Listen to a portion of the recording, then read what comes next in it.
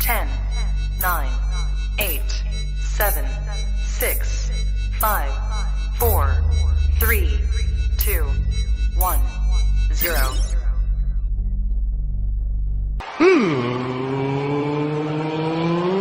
Let's get ready to sucker!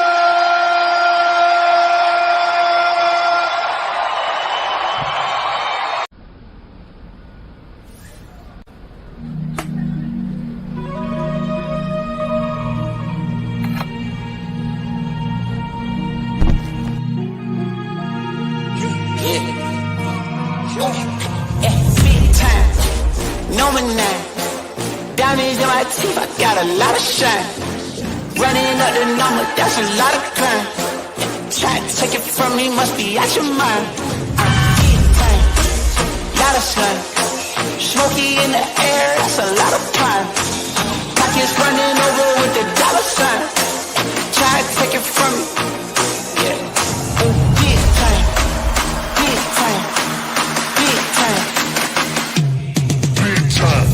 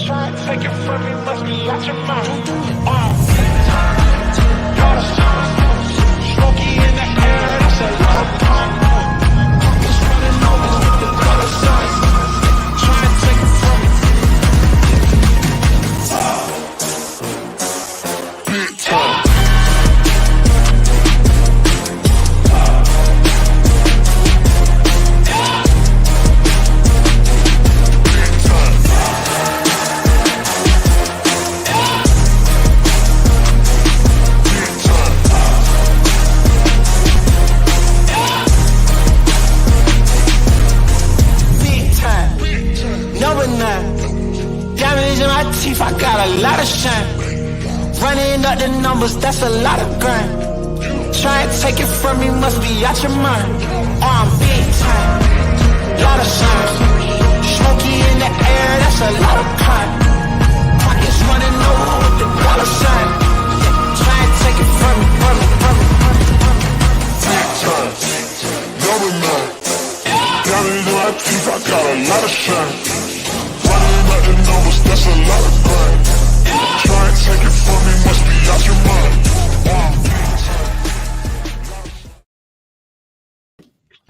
And welcome in, ladies and gentlemen, to a Monday edition of the YSN Power Hour. A little bit of a new format, as you've seen throughout the day. 2 hours for Running Point, the casual sports report, coming up 2 o'clock to 3 o'clock. And then, of course, you're stuck with us at 3 o'clock to 4 o'clock for the YSN Power Hour. I thought Power Hour, or excuse me, the casual sports report went real nice. Those guys did a good job. Kind of lax back there. I like it. They got comfier chairs than we do.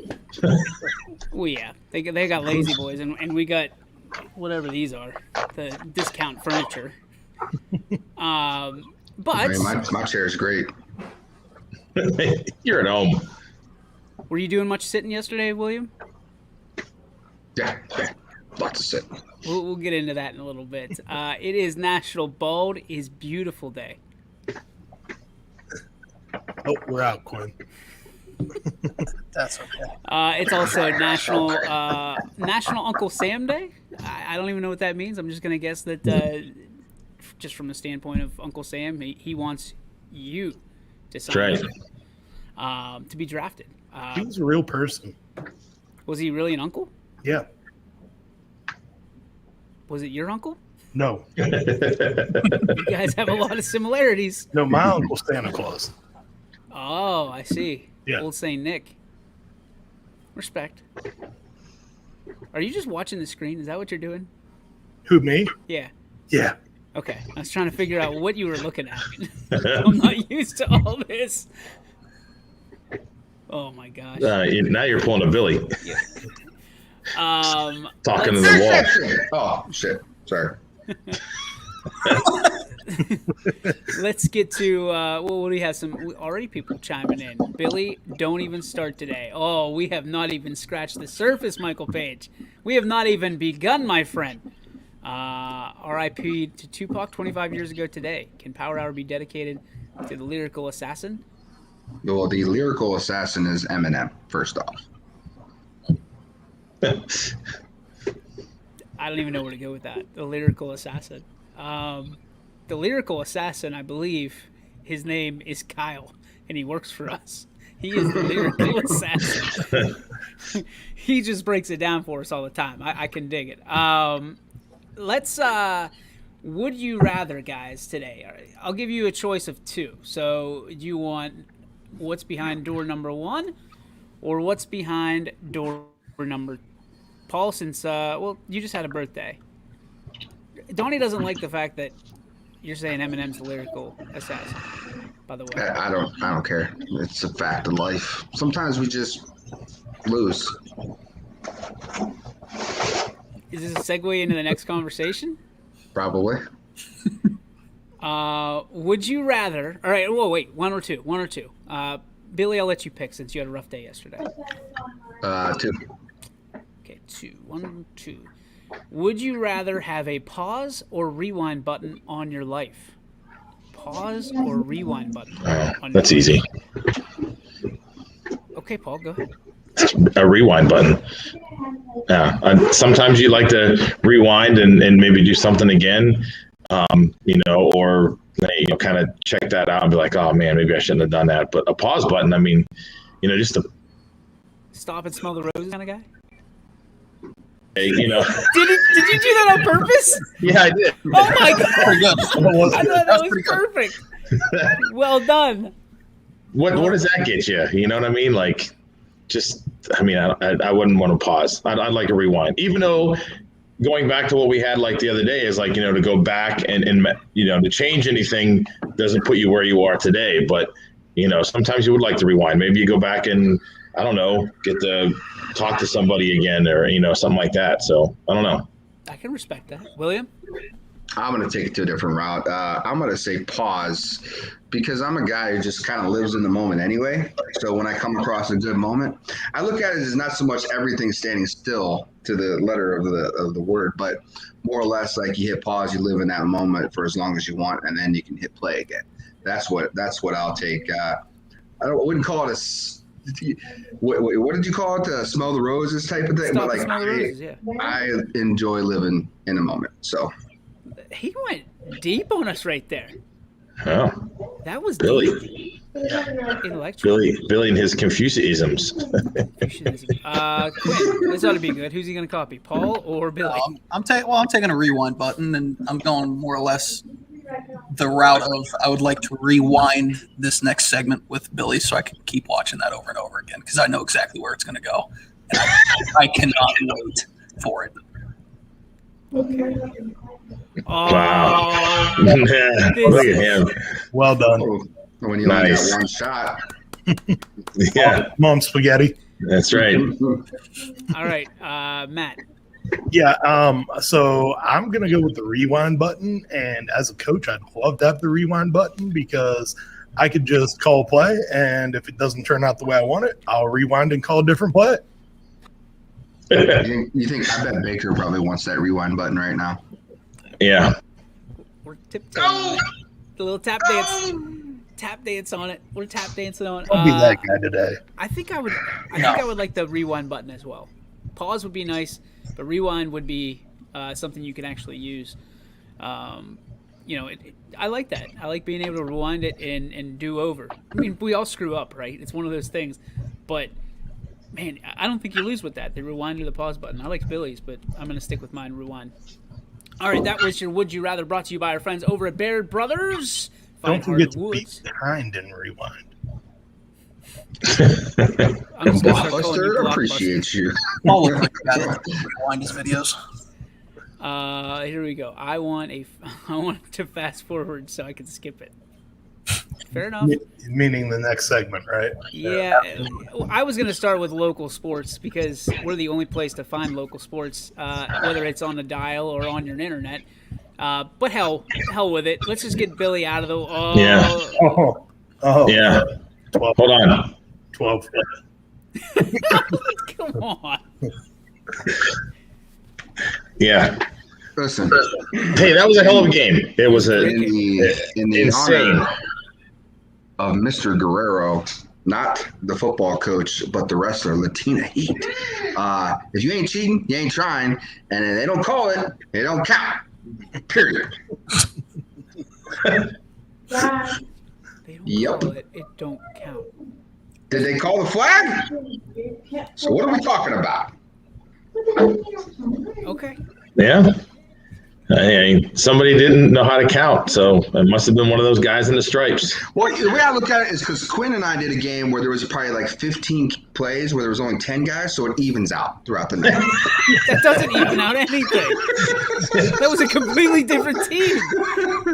Well, it happened. I mean, listen. Even with that, if you watch the replay, the was it Mitchell? I think out of the backfield leaks out to the left and is Still open. wide open. Yeah, he's still open. He's still open.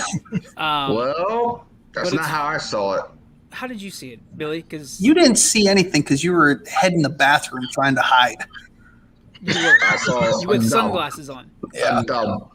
Like putting a dub. Oh, Listen, you didn't have to go for two. You could have kicked it and it would have been a done deal. You would have went in overtime and who knows what would have happened. But you didn't. You went for it and you lost. Deal with it. this is interesting. But here's the other thing, Billy, is you lost every other game pretty much that you Don't wanted. care. It's all good. You got the one. You got the one. Do we want to start at high school? Do we want to just kick it off? Yeah, I think we should just start at high school All since right. we're already here. All right. The big controversy, Ursuline and Austintown Fitch, a lot to unpack in this game, guys. And I mean a lot to unpack. This one went back and forth and back and forth. Neither team really had the advantage until the final horn sounded. And when that happened, it was Ursuline.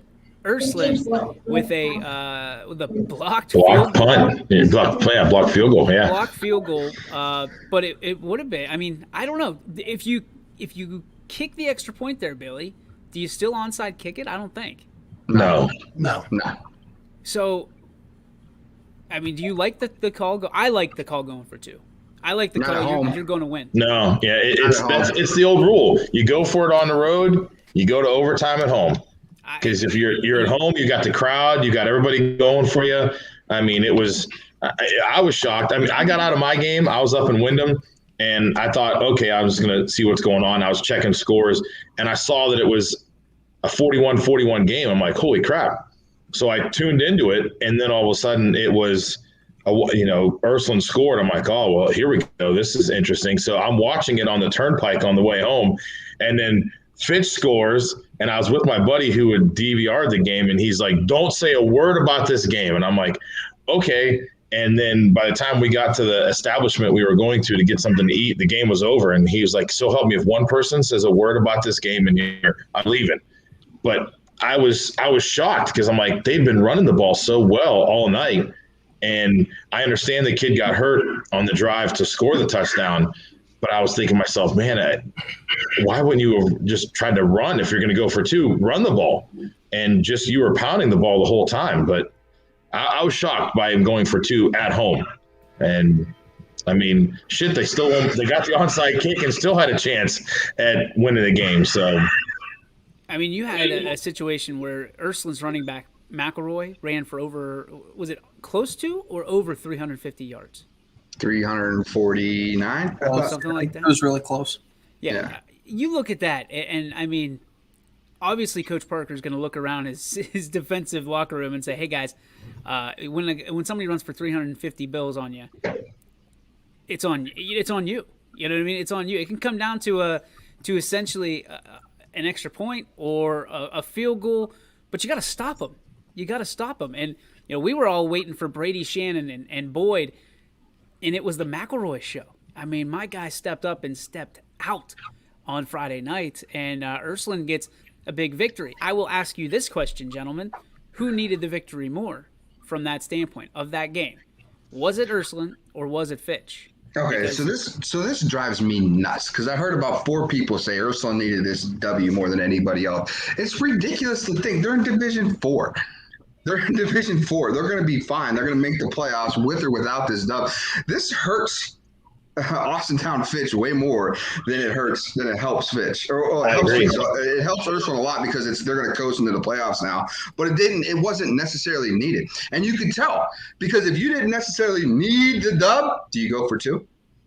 Do you go for 2 in that situation to try to get that win? I mean, to me, it's 2 and 2 go together here. It's like the puzzle piece that fits is if they were desperate to win. I mean, every coach is trying to win a game. I'm not trying to say that they're not, but it looked like Fitch really, really, really needed that win by the decision by going for 2 instead of trying to take it to overtime.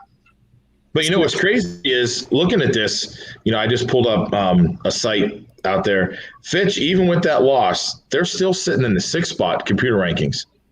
So yeah, and you put on that is like they didn't play a game last week, so like that doesn't. They needed a W. It didn't matter who they played; they needed a win over anything else. It didn't matter who it was against; they just needed a win. And get it. They went for 2 instead of kicking the extra point. But on the flip side of that, though, Billy, if you look at they needed that win. They came into that game 2-0.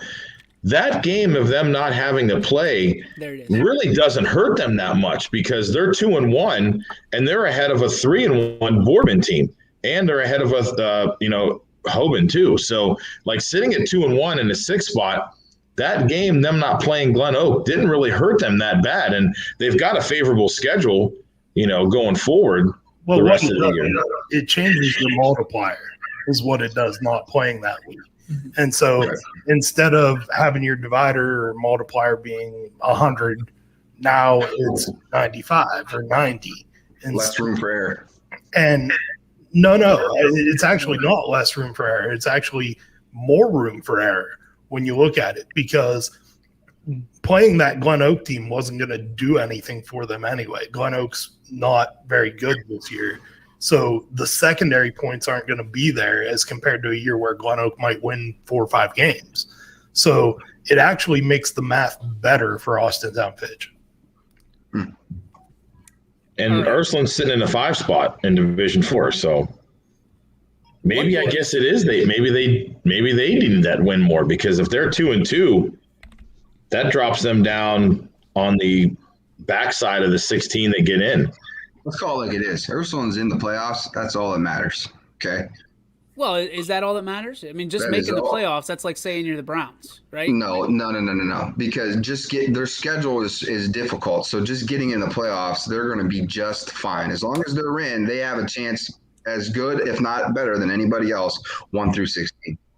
Well, yeah. I mean, that's the point of making the playoffs. Everybody's got a shot. But what I'm saying is, I think this win, from my standpoint, this win does more for them. And Ursuline needed this win a little bit more because it springboards them. And now they say, listen, we beat Fitch. We can beat anybody. One of those situations. That's all I'm saying. I mean, because if you look at the rest of their schedule, realistically, with the exception of a couple of games, it's very favorable for them. They get a 1-3 Harding. Cheney's going to be a tough game at 2-2. Akron St. Vincent, that's the battle of some good Catholic schools there. They're going to get a 3-1 Boardman team who knows how they'll be by then. They get East and they end in the Holy War. And I mean, Moody's 0-4. So, I mean, they need, now that I look at this, I think they probably did need just a little more to get them up there. So now if they do slide a little bit, they're not sliding as far as getting all the way out. So, Paige, if you think that's the worst that we're going to do the Browns today, you're mistaken. You are mistaken. What game do you guys look at from Friday's slate, even from Saturdays, with Lindsley and Cardinal Mooney? What game do you look at? There are some strange birds walking around these streets, boys. I'm just gonna let you know that right now. All right, there's a lot of strange noises back here today too. Yeah, it sounds like we're in the middle of Jurassic Park. What game really caught you off guard? Really surprised you, either pleasantly or really a frustrating loss for a team? Matt, we'll start with you. All right. All right. We played better. Still, obviously, not thrilled with the outcome. I thought we left a couple plays out there, and it's unfortunate. I keep telling the team that they haven't yet realized their potential. It's still out there. It's still somewhere just below the surface. So, yeah, obviously frustrated. But we got the film broken down over the weekend. We got the kids in. We showed them the film, and we're on to McDonald. Little Bill Belichick reference right there. There you go. Quinn, who was the team that surprised you the most? So I got two of them, but I'll pick one, and then if nobody says it, I'll say mine. I'll get the second one after. But Canfield, New Philly, that surprised me the most. I picked New Philly on Friday. I was wrong, obviously, but I did not expect Canfield to go down there and shut them out 35-0. I was expecting New Philly to be the high-powered offense that I've seen in the past and keep rolling. And, I knew Canfield was good, but, that kind of just showed how good Canfield actually is to me. Okay, respect. Mr. Munson? The one that surprised me, and not one of us picked this team to win, and it's who Coach said he's getting ready for, was the McDonald game. They went into Middle Ridge. Not one of us picked them to win that game. That was a game we all took a loss on. And, the more I started listening in, and I went back and was watching, Ty and Anthony, because Ty tends to not send me his picks, and I got to go back and watch their whole damn show to get his picks. And they were talking, they said Middle Ridge hasn't beat McDonald in a while under and I think this coach who's there right now hasn't beat them. And I was like, wow. And so I was surprised. It might have. Are you referring to Danny Williams at McDonald or Brian Shaner at Middle Ridge? The Middle Ridge had not beaten McDonald. Yeah, Shaner's only been there 3 years. And then, I think he said even at that field, Middle Ridge hasn't won on their home field for a while. Ty had some ridiculous stats that he was throwing out there, and I was like, wow. I'm thinking to myself, listening to him, I'd have been like, well, maybe I would have changed my pick. But then all of a sudden at the end, he goes, but McDonald's still got to show me something, so I'm going to pick Middle Ridge. And I'm like, oh, okay. And McDonald walked in there and just said, thank you for this win. We're going home now. And I was like, holy crap. Because we've all been watching Middle Ridge and thinking, okay, McDonald hadn't shown us anything yet. And they said, well, we're going to show you how league play is going to be. And we're going to walk in and take a dub. So that was a surprising game for me. Obviously coaches was one that we all were on the messages going, crap. But yeah. Appreciate it. Hey, we all picked you except for one person. So we got you, Coach. You got to get us. Help us out, man. Yeah. Trying to get a dub. Billy. I got two, and I'm not going to be like Quinn. I'm just going to say both because I don't care. I'm trying not to take from other people, Billy. I'm sorry. There was 26 games, so for me, so just basically just double stamping down that hey, they're the team to beat, and Donnie was right. They were just more physical up front. Urson, I expect Urson to win every game, so. Garrettsville just basically just said, hey, we're the more physical team, and LeBray stuck with them for a half, but it had to be a kickoff return with 12 seconds left in the half for them to tie the game back up, and then really had no offense after that. Second half came out flat, and just the physical beating that Garrettsville was willing to put on the Vikings, and they just were never able to recover. And it was a team and it was a game that we really were anticipating, and in my mind was the matchup of the night. But it just didn't pan out for the Vikings, and I thought it'd be a little bit closer. but that physical pounding just took a toll. The other one is a negative slate. It was more like Lowville just not showing up to the football game. I mean, there were Springfield was 4 plays in, and it was 35-0. And it was just not enough guys on the field. You could tell that they missed their head coach, and they just looked unorganized at times, not getting the right plays in, to just not having the right personnel on the field, and then just some decision making that you would have where a coordinator's always fight for, hey, let's go for it on 4th down, and then the head coach rubber stamps it and says, no, we're punting this football away. Didn't really have that double check system, and it just didn't work out for the Rockets.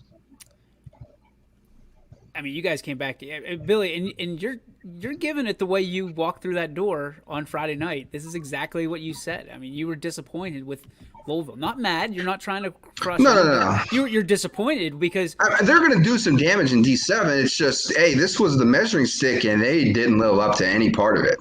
Yeah. Well, we hyped it up. We thought that was going to be, hey, the battle of 2 great quarterbacks, and all of a sudden, like when I was getting the messages when I'm doing my game, I'm sitting there going, holy crap, like this turned into a bloodbath in a heartbeat. Billy's not lying either. 4 plays and they scored 4 touchdowns. Like it was. We couldn't keep up on the audible call. I know that. Yeah, because it was touchdown. I'm like, wait a minute, didn't we just run the Springfield touchdown? Yeah. I mean, going for it 4th and 15 plus on your own 30-yard line, and you're running 5 wide, and you're throwing a 7-yard slant. Certain things just didn't match up. And then for me, it just goes back to, if the head coach was there, got to think he's as prolific and as amazing as Springfield's offense is at times, you're still punting that ball in that situation. It looked like on tape, at least in the glimpses that I got, and you can tell me if I'm way off base here, it looked like they were playing deep, Springfield. Like they were letting everything come to them as opposed to getting beat over the top. It was a mix and match. At first, early in the game, you saw a lot of bump and run man coverage. So you had cover 0 over top, no safety help. Everybody was man up, and they were bringing pressure just to kind of get into the face, of the quarterback, and it worked out for a lot. You've seen a lot of broken plays, scramble, but at that point, you had a couple sacks. I mean, I think there was 9 or 10 sacks in that football game, and a lot of it was just the defensive line for Springfield just got to the quarterback. So then at that point, you're going to 2nd, 3rd down and 12, 15. So now you're bringing guys off, making them throw underneath and just rallying to the football, and Springfield did a great job of one-on-one tackle in an open field. Yeah, that was – I mean, Springfield was ready too. I think we all said, hey, Lowville's got to be ready for this, but I think Springfield got ready for it as well, as according to what they did on Friday night. So going to be interesting. It's going to be really interesting to see if Lowville can rebound from that and relaunch, so to speak. And, again, I think Springfield just is absolutely pissed still after that Week 1 loss to South Range and almost blowing it against Brookfield. I think they got things figured out, and now they're back on track. So we'll see how things go. And congratulations again for the 50th time to our buddy Bo in Springfield on his verbal to Youngstown State. We're excited to keep him close to home and watch him beat up on some opponents and wear the red and white once again. Speaking of the red and white, that's going to be my surprise of the night because I was expecting a ball game as well. I thought that was going to be a knockdown, drag-out kind of game, and Beaver Local, my goodness. The mighty McNuggies went wild on Friday night, and they did it. To win that game is fantastic. To absolutely slaughter the other side, like they did against East Liverpool, was impressive. And we talked to Coach McKenzie the night before, and he said it's going to be a ball game. He lied. He lied to us. Straight up lied. I mean, they had kids working all over the field. Nobody more excited than McNuggies in that booth. If you ever have a chance to listen to that call, do yourself a service and go check it out, because you can tell McNuggies is just wears his heart on his sleeve for Beaver Local, and he was so happy for his dad because this was a big win. And now the seniors pass the stick down next year and a 2-game lead. Now the series stands 23-21 in favor of Beaver Local. So he baited me into that pick is what he did. He baited me into taking East Liverpool after I took Beaver Local, and I lost that game from a pick standpoint. That's the equivalent of Urban Meyer saying Texans are a good football team. Okay, I think we've done enough in the world of high school right now. Let's turn it over to pro sports. Popcorn ready, Michael Page, because he's coming right for you. Let's Are we going straight to pro, or are we going to get Billy talking about Ohio State too? yeah, let's do a one-liner on Ohio State. Billy, hang on, let me give you the floor real quick. OH. The Ohio State Buckeyes can't stop a cold. Their defense is trash. Figure it out. There's no such thing as a cold. There's no such thing as a cold anymore. It's all Cody. Name 3 defenses you would take over Ohio State. William. YSU, Alcorn State, and Youngstown Ursuline. I can't believe you didn't go Appalachian State. I can't believe you didn't pick the Trojans, Billy. Come on. Dick. 3 things you would take over, you trust more than Ohio State's defense. Quinn Pushkar.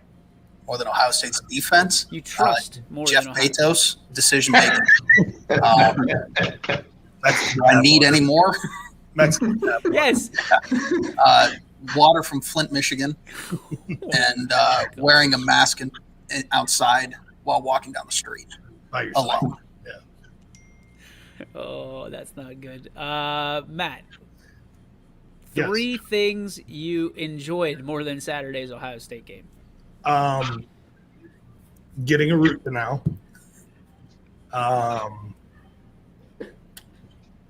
Friday's game. Yeah, Friday's game. And Billy's ribs. Oh, Well, Paul. hey, you said enjoyed more. I did enjoy them more than Saturday's game. I've already heard about these ribs. They're already world famous. Paul, 3 things you enjoyed less than the Florida State outcome on Saturday night. 3 things I enjoyed less. That is ruthless. Wow. I don't know. Oh, come on. Unpaid snack bar tabs. What's yeah, yeah, you know, I mean, I mean, going to the grocery store and them not having the snacks I need. I don't know, getting a vasectomy and Christ, I don't know, Lake Erie's water. It would snip. Oh, snip, snap, snip, snap, snip, snap. Yeah, and swimming in Lake Erie. There you go. All right. All right. The Billy's beef jerky was good, says Bezos. Oh, I've already heard about his one-liners to you, Billy. I'm sorry I wasn't there for that. I Listen, really you am. couldn't make that plural, though. It was just one-liner. Jeff, 2001 needs you real quick. Go ahead and give her a call. I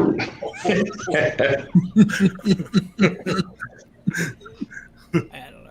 All right, so we're going to take a break. When we come back, we have a lot of pro stuff to talk about. Michael Page, don't go anywhere, my friend, because there's going to be a segment just dedicated to you. And also, we will have the stock up, stock down for whose stock is up. And, of course, our Joe Dickey Electric. I can't get over it. You know how hard it is to not say the other one right now? Yeah. We did it for a year. The Joe Dickey Electric, What's Your Spark? All of that and more coming up on the YSN Power Hour, brought to you by these great sponsors. New things happen all day. Some are good, some not so good. In today's complicated world, while you're busy working, playing, and living life, we're busy helping you make sense of the day's news. And there's only one place where it comes together with clarity, context, and accountability. It's 21 News at 6 with me, Madison Tromler, and Derek Steyer. 21 News at 6. It's what the day's news really means to you. Welcome home to a home made homier with Baird Brothers Fine Hardwoods. Inspiration starts at BairdBrothers.com and is turned into reality when high-quality hardwoods are delivered right to your home. Baird Brothers has the latest design trends, shiplap and skinny lap interior siding, antique oak rustic flooring, and, well, you'll find them all at BairdBrothers.com. Ordered easily, delivered conveniently, enjoyed comfortably. BairdBrothers.com. At Greenwood Chevrolet, shop with confidence knowing we're ready to go the extra mile for you. With the largest selection of used vehicles in the Valley, backed by the Greenwood Advantage Warranty. Every one of our vehicles has undergone our own 126-point inspection, so it passes the most important inspection, yours. No other dealership has the extra inventory, gives you extra for your trade, and goes the extra mile for you. Only at Greenwood Chevrolet. WRS Wealth Advisors, the area's premier wealth and retirement specialists. Located on South Avenue in Boardman. Quality, customer service, and integrity. Those are the 4 words that have driven our success since 1957 at Joe Dickey Electric. Joe Dickey Electric is one Mahoning Valley landmark business that stays current with the requirements of our customers. Family owned and managed, we are an electrical contractor and energy solutions provider.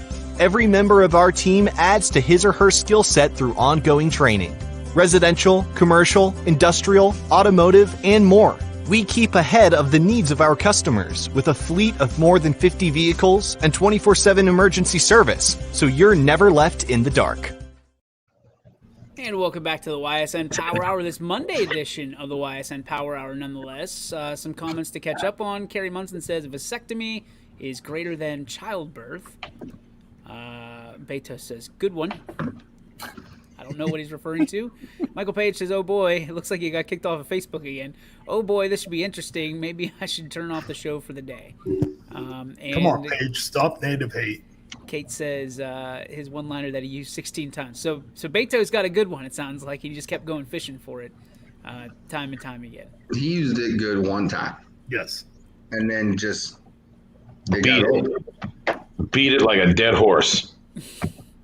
Have you ever beat a dead horse? No. Neither have I. I don't know what that's kind of a weird saying. If you break it down, that's one of the weirder sayings in all of the English language. I'll have to look up the origin of it because, like, other ones you figured out, like, you know, you can go back and find the origins of it from, like, it was like back in the, you know, early 1900s or something. They'd say something, you know. So like, why would isn't you that beat a dead right horse? around when you were born? Yeah, it's close. Here we go.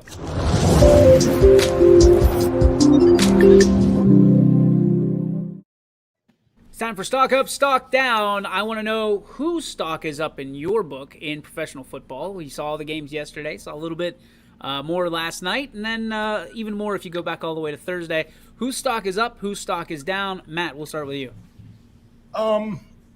Yeah, let's see. So I'm going to go with, and this is going to surprise people, but the Texans stock is up. I was actually pretty impressed by the performance that they put together. I think Tyrod Taylor is actually a pretty decent quarterback. The addition of Danny Amendola looked really good in that Texans offense, and I think that they could surprise some people. They're not going to be the worst team in the NFL this year. Stock down?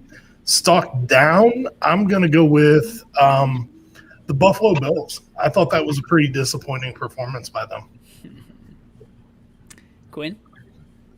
So stock up for me. I mean, they're my favorite in the NFC is the Rams. But I'm going to kind of individualize it to Stafford.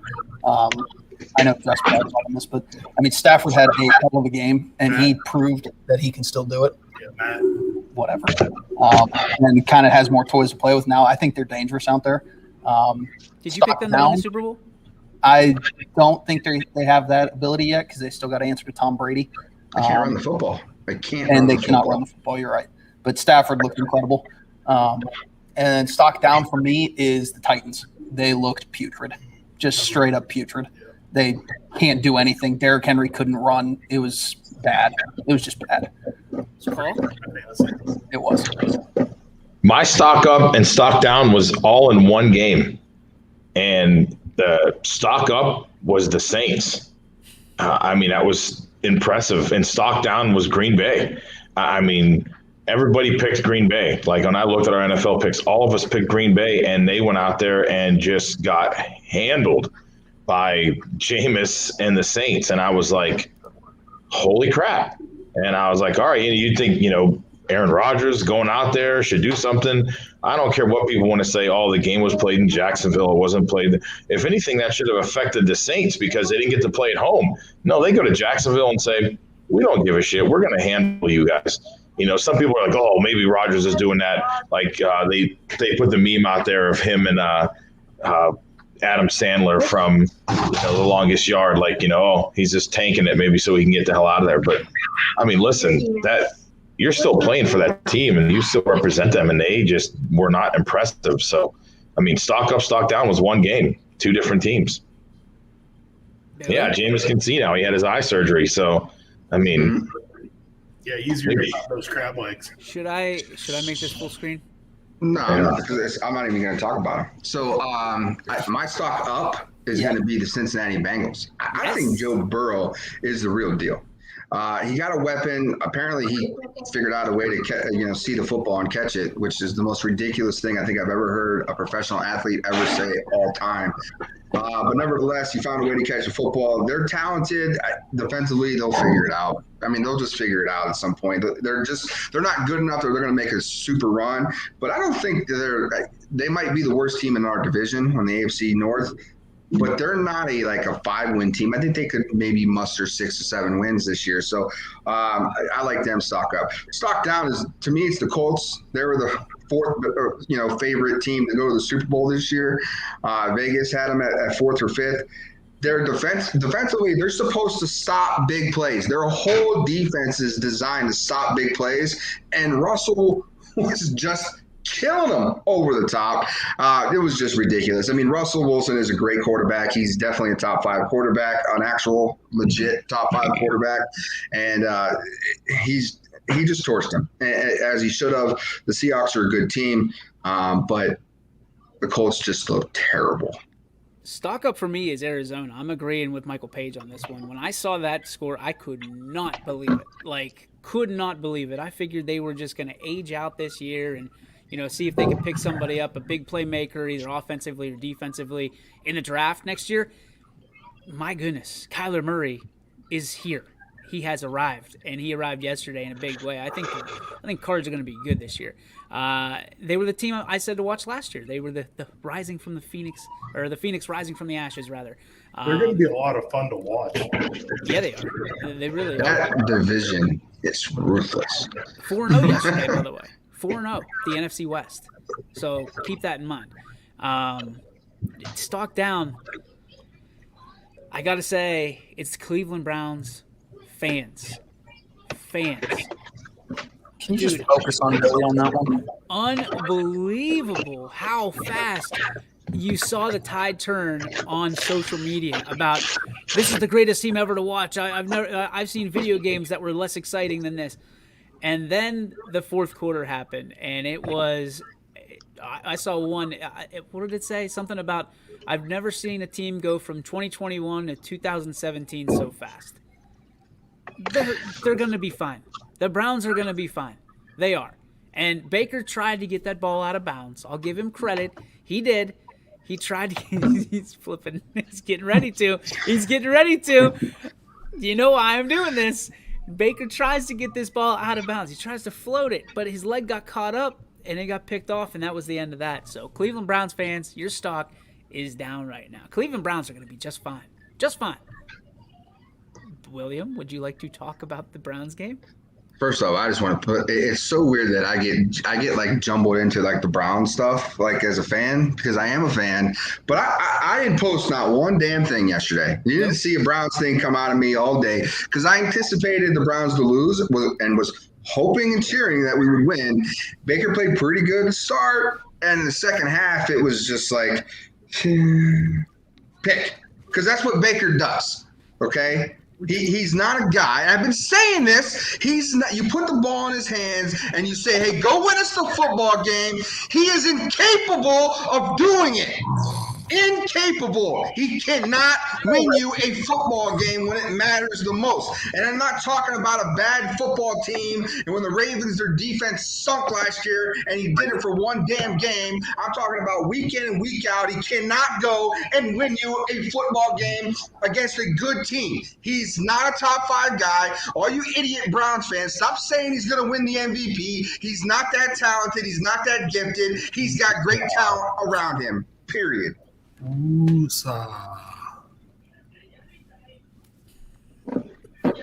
need to breathe a little bit there, bud. Turn the color of the backdrop. No example, but he's done it. Hey, he did it at Oklahoma. He's going to say the Ravens on Monday. That's like his own. Okay, you know what? Like, hey, look at this. Tannehill sunk. Got a great weapon. Sunk yesterday. Okay, that's who he is. When you can play off of play action and you Tennessee. can be, oh, come on. Didn't we get just completely destroyed by Tennessee too with him? No. We beat Tennessee. Not last year, the year before. When he was supposed to be. But that wasn't Baker Mayfield. That was second year Baker Mayfield. That doesn't count. Coming off a 27-touchdown rookie year. Just like Browns fans, again, they don't want to talk about the past, but every time I say anything about the Steelers, you know what I get? I get a text message of the playoff game, the final score, every single time. Every single time. Do that. I'd just send you the picture of Roethlisberger on the bench if I wanted to do that. And again, if we can't run the football, Baker stinks.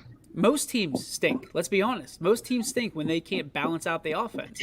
Baker is an above-average quarterback. He's competent, yes. Is he great? Is he an all-time great? No. People just get caught up because, like, hey, the Browns are winning football games. And they just go right to the quarterback because we don't know what a quarterback's supposed to look like. We've had so many bad ones for so many years. It's just like, oh, well, this guy's at least winning football games. Yes. The Browns have also never had this type of talent on both sides of the football game, on both sides of the team at one time. We've had really talented offenses. We've had really talented defenses. Just never in the same place at the same time. Ziegler says Steelers use a draft pick on a punter because he can field a snap. Yeah, our punter blew that. He also shanked it, Ziegler. Our guy shanked it into the 7 rows into the bleachers yesterday. So let's not get too hyped up about a 7th run pick. At least he punted it. This is true. I mean, if it helps, he felt bad, Billy. Like your punter felt bad. Wow. You could see. I feel so much better now. Speaking of bad special teams, did you see Robbie Gold slip on the field goal attempt? That was hilarious. That was the funniest thing I've like ever his seen. warm up or whatever. He went to do a warm up kick and slipped and fell, and then shanked the field goal. Amo says I wouldn't use the Tennessee game. We almost lost and scored 3 points in the second half. Thank you. Yeah, I mean, listen. Yesterday, I had no dog in the fight yesterday in that game. It was just fun to watch. I'd like to have seen the Chiefs lose because I'm a Raiders fan, but I mean, they played well. I mean, they had the lead and were beating, the defending AFC champion team. Just Kansas City, realistically, they have a awesome offense that not a lot of teams can stop. And unfortunately, Cleveland just kind of like hit cruise control for a little bit there. And then Kansas City just was in the fast lane, hitting turbo, and just blew by them. I mean, I don't remember them running a lot yesterday, Kansas City. I just kept seeing freaking Hill get the ball no matter where he was at in the field. And, of course, they were throwing to Kelsey. And when you've got Mahomes out there throwing sidearm behind his head, between his legs, around his back, underhand, and like the ball was just getting wherever he wanted to go. I mean, they're a tough team to stop. I mean, and that's a hell of a way to open up the season against the defending AFC champs. But I mean, listen, I agree with you, DJ. I think they're going to be fine. I think they're going to go through and they're going to win a handful of games. They're going to make the playoffs again. This jumping off a bridge after game 1 with all these fans is just kind of crazy. I think they just need to calm down and be like, listen, it'll be okay. Well, they've had 6 months of talking trash to Steelers fans because they booted the Steelers out of the playoffs, and then they thought they retired Big Ben Roethlisberger, and they retired Pouncey, and they completely dismantled the Steelers. And the Steelers showed up yesterday, at least in the second half. They showed up. They shouldn't be trash talking until they play each other. When they play each other, then you can talk trash for this year. I mean, and I'm not gonna. I get to talk some trash if I want next week and see what happens next week. But realistically, do I care? Not really. Like it's one day that I could have some smack over some people I know, mainly my dad, because I love giving him shit because he's a Steelers fan. But only when Oakland beats them. But I mean, whatever. Other than that, I could care less. But like Cleveland and Pittsburgh people should just be like, listen, until we play each other, who gives a shit what the other team does until we meet up? Because what's it matter? I mean, I laugh at that. Like when you play each other, then you can get all fired up. But like, oh, you guys are going to stink this and that. Okay, they went out and they beat a good Buffalo team and you lost to a good Kansas City team. So, okay, when you meet up in 4 or 5 weeks or whatever it is, then figure out who the better team is at that point. This is the stuff that drives me nuts. And I'm not saying this from – I guess I am saying it from a Steelers fan perspective. But, like, let's give some credit to what the Steelers did yesterday. Because immediately after the Steelers won and the Browns lost, this is what I heard. Well, the Steelers didn't beat Kansas City, so it doesn't count. You beat Buffalo. Buffalo's a good team. Buffalo is contenders for the Super Bowl, if I'm not mistaken. But because the Browns don't want their butt hurt, and to say that the Steelers had a good game, because they did. Let's face it. Big Ben didn't do anything to win that game. That defense, if you're a Browns fan or you're any fan, and if you don't think that defense looks scary, you're kidding yourself. Because that defense looks good. Looks real good. But that Browns offense looks equally as dangerous. I really do believe so. And Billy, you're going to not like what I'm about to say, but Baker Mayfield showed me something yesterday for about 9/10 of that game. He completed 75% of the passes that he threw yesterday. He was 21 of 28. Mm-hmm. Baker played really good yesterday, up until when it mattered the most, which has been my critique on Baker forever. Besides the fact that he stinks, he only stinks because he can't make the plays to win you the football game. Steelers still not a playoff team, and I'm a Steelers fan. Munson's tattoo. Yeah. I thought he's a Raiders fan. No. Wink, nudge, nudge. Yeah. Oh, yeah. He's a Raiders fan. Yeah. And he's got a big Steeler tattoo on him. So I don't know how. I mean, you're right. They're not it. Actually, they are a playoff team until the playoffs happen this year, and they're not, or they are. I mean, why are we in week 1 saying that this team is going to make the playoffs and this team isn't? I mean, you don't think Tennessee's going to bounce back? Really? Honestly? They still got to play Jacksonville. They got a pretty good schedule. The Colts look terrible. Houston's not going to win that division. I hate to break it to somebody. No, neither is Jacksonville. No. So you got two teams that wouldn't even, they would win 1 or 2 games at best in the AFC North. Well, hey, Paige, it would have been nice if our starting safety doesn't get ejected. Well, who's that on? Tyreek Hill or Kelsey. I mean, you punched the coach. And he stepped on a guy's junk. Yeah, yes, he was the coach. Well, if you go back and watch that a little better, like he wasn't even looking at the guy on the ground. Another guy had came and pushed him, and so his foot went down. That part I will excuse him for. That wasn't intentional. It's not like he looked down at the guy and stepped on him. But the coach thing, the coach shouldn't have pushed him, but then he should have definitely not touched the coach, because that's immediate. Like, I mean, they're not going to put up with that crap at all. I mean, he shoved that dude enough to knock his glasses off his face, so he should have been ejected. I mean, that coach is going to end up with a one game ban and a fine as well. Oh, yeah. It's going to happen. Yeah, because he initiated the contact with the player, which they shouldn't do. I mean, that's like freaking Woody Hayes going after the Clemson guy. I mean, come on, you can't do that. You can't touch a player of the opposite team. So I think he was defending his guy because I think he thought, and this is a lot of assumption, but it looked like, I mean, even when they showed that one clip and everybody saw it and then they backed it off a little bit, when he stepped on him, it looked like that foot was looking to turn itself and press down on a certain spot. But when you back out of it, when you back out of it, you clearly see like he was trying to step off and he was looking this way. And one of the other guys come up and was pushing him. And as he got pushed back, he went to put his foot down. And it just happens to be in this guy's lower area. But I'm just going to say, like, when he took his helmet off, I just went, huh. Like, okay, I get it. I understand why. Because he just has that look. Do you see how he was looking at his teammates? Like, he was surprised that he got ejected. Like you said, Paul, he jacked that guy. No, it wasn't a closed fist or anything. But it was like he Yeah. checked that guy. That was a chuck, right? That's what it is, right? A chuck. Yeah. Can you do that? It's a good block. Must be a strong safety. Coach got dad jokes over there all the time. That's what he's got. I'm here for it. Buckeyes needed Woody this week. They need a defensive coordinator is what they need. They need to stop the same run play 3 times. How is Oregon going to come in here at 9 o'clock in the morning their time and beat the piss out of the Buckeyes? I still don't understand this. Yeah. Terry Coombs on the hot seat. Hey, he's out. Hot take. He's out. Hey. No, he's out. Like I was telling those guys yesterday that the one thing was that they showed that the Oregon player, when he was on the sidelines after the one play, there was a bunch of recruits there, and he said something to him, and they asked him later about what he said to him, and he told him, because you guys better be coming to Oregon now. Like, there was a bunch of OSU recruits that he landed in front of, and he jumped up and said that to him. Listen, that was bad. I mean, that was a bad loss for them. I mean, if it's at Oregon, I think it's a little bit more acceptable, right? Run the football, period.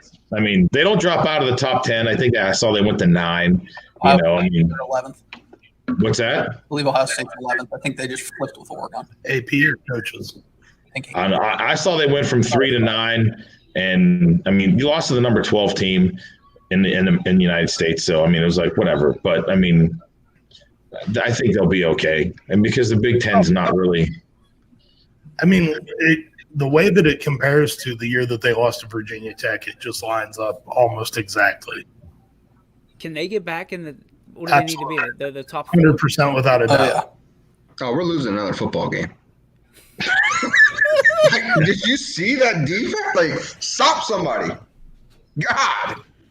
Do you think it's Penn State? I think it's Penn State. No, Penn State's not that good. It'll be a team that can run, like Iowa or something. Indiana. It'll be somebody that can legitimately run the football. But see, playing a team like Penn State's going to help them because Penn State's right behind them at 10. So now you start beating a couple ranked teams, and you just keep. Just the playoff this year. I don't want to get embarrassed again by Alabama. I'll be in the 4 seed, and Alabama will put 50 on us again. Every time. You got it.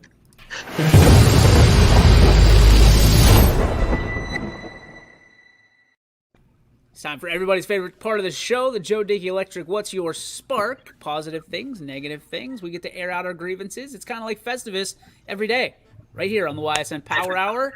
I got some problems with you people, and you're going to hear about it. Guy doesn't come in for 2 weeks, and all of a sudden he comes back in with dad jokes. Start with you, Kruger. Yeah. Heard your business stinks. Let's go. Let's go here. You going or am I? Go ahead. No, you go. Come on. No, go ahead. You have the grievances. No, Quinn's just going to say the weather's great today anyway, so. No, I never once said weather. I don't have those problems. All right. It's like 80-plus degrees out, and you got a freaking long-sleeve hoodie on. It's about 20 in here, Paul. No, it's not. No. Back here, and it's hotter than hell. Back here, it's hot. Out there, I was cold. 74 degrees in here. I was chilly outside. And if it's 74 where you are, it's 94 here. Yeah, it's a little toasty back. Because there's so much hot air flowing back there between the two of you and Anthony. It's mostly Anthony. Yeah. Listen, hot. Yeah. Okay. Go Grimace. So. Rubble. I'm going with a positive spark today, and my positive spark is that I got to hang out with all you assholes yesterday. It was a good time. Billy got some shit about his ribs, but they were actually very good. Billy and Kim were awesome. Teriyaki beef jerky. It's pretty good. Yeah. So, yeah, positive spark. Getting to hang out with the crew and watch football yesterday. Yeah, I got a positive spark too. I got a phone call from one of my buddies that lives in North Carolina, and got to talk to him for about 2 hours on Saturday. And it was nice to talk to him and reconnect and stuff, and kind of just see where he's at. And it was fun. It was a nice time. I got to enjoy that and got to talk to him, and stuff like that's important, I guess. Quinn, why did you move the mic or the camera? I didn't move the camera. I moved myself. Where are you? I'm just leaning over a little No, the bit more. camera was on the other side. Oh yeah, because I'm watching the screen so I could see you guys, like see everything that's going on. It was over here. I'd be staring this way, and the camera would be just angled didn't work. This is why Brian came in on Friday night. Too. No, I saw you move your camera. Well, I had to I move moved you. it back because he moved it. You'd look like Barney if you had it your way. Listen. I love you. You love me. Uh-oh. I'm going to kick Quinn's pee-pee. He's running. Look. Oh, and now there goes the whole entire computer.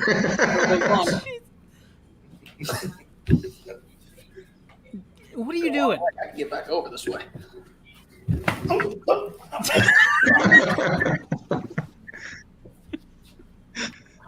I got hands. I'm ready. I got hands. What is that? Oh, those are pens. I got that. That's one. Oh, that's two. Look at that. Look at that. You wish you had a wide out like this. Oh, Jesus. Good job, Seidel. There went the clock. Live to die another day.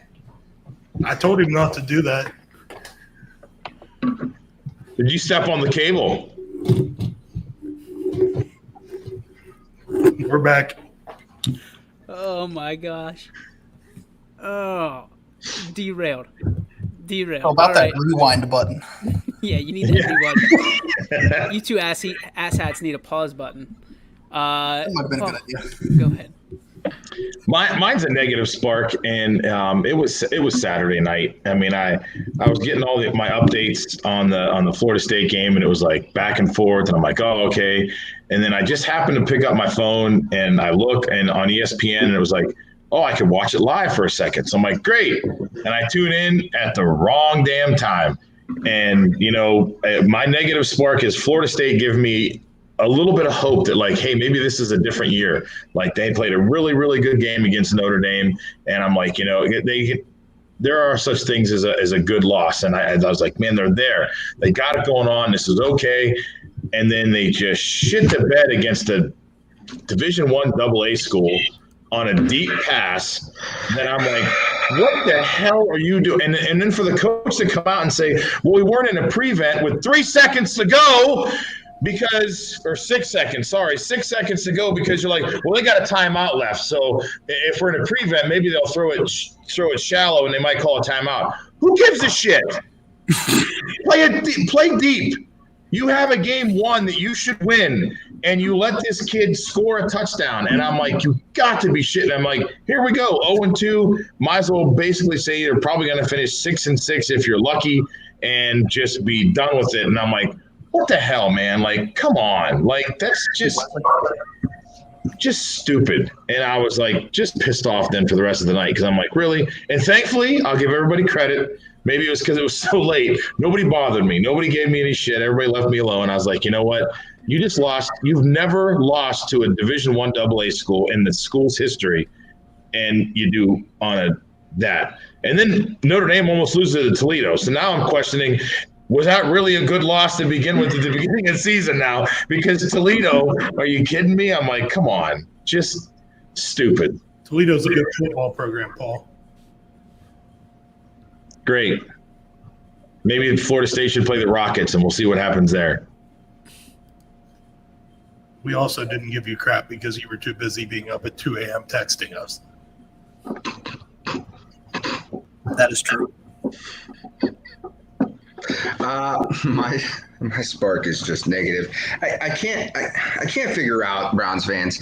Like, to me, you're basically going to be categorized as like Cowboy fans, because Paul said good loss. I disagree. There's no such thing. You either win the football game or you don't. Browns fans, you're either going to win the Super Bowl or you're not. And if you can't beat Kansas City when you got a 12-point lead, then going into the fourth quarter, then with one of, if not the best running game in the NFL.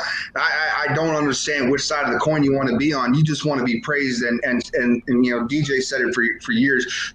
Pity us, or this is a good lot. There's no such thing. Like, to me, you're just Cowboy fans. There's always an excuse of why something didn't go right.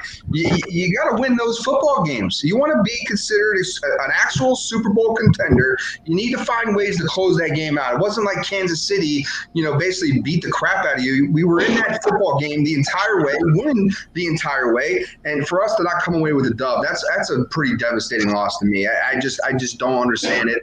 I will never understand Browns fans. As a Browns fan, and you sit here and you say, well, it was the Chiefs, and they're so good, and well, you're either Super Bowl contenders and you could beat the Chiefs, or you're a fluke and you're going to be in that Final Four and maybe play an AFC Championship game and then lose to the Chiefs because the Chiefs are there. Patrick Mahomes isn't going anywhere. We have to figure a way out to beat him. We might have the keys to it. We haven't done it yet. Period. Well played, sir. Well played. I'm going to go on the other side of that coin, and I'm going to say, and I'm not going to brag, I'm not going to boast, but I am going to say that the Steelers' defense is for real. I mean, they were third in the NFL last year, and they showed up yesterday, and TJ Watt does not like not being in the conversation for the early runner for Defensive Player of the Year. I'm just going to say that. And the guy showed up, showed out, and is earning every bit of that contract. And it's a lot of money to be earning, but he did it yesterday, and it's a scary, scary, scary defense. And if Ben Roethlisberger can somehow just pull together something from some of the earlier, like maybe not last year, maybe definitely not the year before, but the first 15 years of his career, I think you might have something. And maybe, just maybe, they might be able to present a problem for the Chiefs and Patrick Mahomes. So I am excited for this year in NFL football. I am thrilled for this year in high school football, as last week was a great week of football. Week 5 going to be even better, I think, so I'm excited for that. We're trying to make sure we're lined up for Poland this Thursday for YSN Primetime, so that'll be fun as the Poland Bulldogs take on the South Range Raiders in what I think is a great matchup. What the hell is going on in that room? Back here? Yes. We're fixing what Quinn broke. Oh, good. What Barney broke. That's going to do it for our show. Tune in tomorrow, 3 to 4, right here on the network. You can also check out our other shows, Running Point and the Casual Sports Podcast, each and every day, Monday through Friday, right here on the network. Until next time. Go Irish. What? Go Irish.